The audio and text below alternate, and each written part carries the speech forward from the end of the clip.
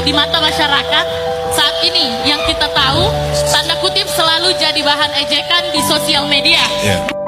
Mas Ganjar, Anda mau menanggapi pertanyaan kedua tadi soal citra PDI Perjuangan yang tadi disebutkan, apakah Anda ingin menanggapi? Oh, oke. Tidak ada demokrasi tanpa partai politik, dan saya katakan di awal. Teman-teman, saya mau cerita dikit ya. Saya ketika seusia Anda, saya sudah anggota partai. Dan semua orang nyinyir. Saat demo di Bundaran, saya ingin menyampaikan kepada teman-teman, berdiskusi sama teman, kita demo terus kok nggak pernah ada hasil. Apa yang mesti kita lakukan? Kita harus masuk dalam sistem untuk bisa mengambil keputusan.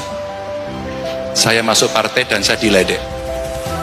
Lalu saya menjadi anggota DPR dan saya berhasil, bukan berhasil lah, akhirnya diminta untuk memimpin beberapa pansus, parlemen rules umpama.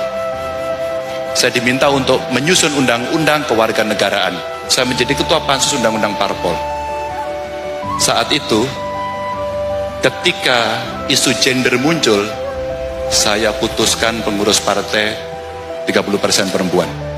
Karena saya ada di situ dan dengan tangan saya putuskan. Manfaat.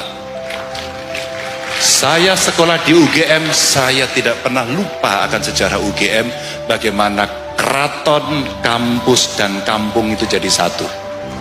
Pada saat itulah peran Sri Sultan Hamengkubuwono IX besarnya minta ampun. Beberapa partai tidak setuju undang-undang keistimewaan. Beberapa partai tidak setuju undang-undang keistimewaan. 10 menit saya putuskan ketua panjanya namanya Ganjar Pranowo. Sejak putusan itu, undang-undang keistimewaan lahir setelah belasan tahun, tidak pernah putus. 2. 3. Saya akhirnya jadi gubernur. Dipercaya oleh masyarakat. Saya hanya minta satu saja. Halo? Saya hanya minta satu saja. Karena saya juga pengagum Baharudin Lopa. Saya hanya minta satu. Tidak ada korupsi. Maaf, kemarin di UI saya ceritakan, saya harus mencopot 2 kepala dinas saya karena terindikasi korupsi, dan dia ngaku sebelum pengadilan karena saya harus berani memutuskan itu tanpa menunggu. Anti korupsi. Keempat. Baik. Ketika tadi saya ceritakan ke Mbak Nana dan audiens, saya dari keluarga tidak mampu, Dek. Bagaimana agar anak-anak itu bisa bersekolah? Bagaimana dia bisa mengakses pendidikan?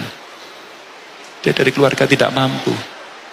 Saya keluarkan APBD, menanggung biaya mereka penuh 100%. Mereka di Jepang, mereka di Korea, mereka di perusahaan besar, dan dia jadi tulang punggung keluarganya untuk mengentaskan kemiskinan. Karena keputusan itu.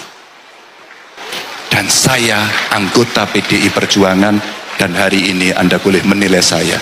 Apakah saya bisa berpihak pada wong cilik si Marhen itu? Terima kasih Mas Ganjar.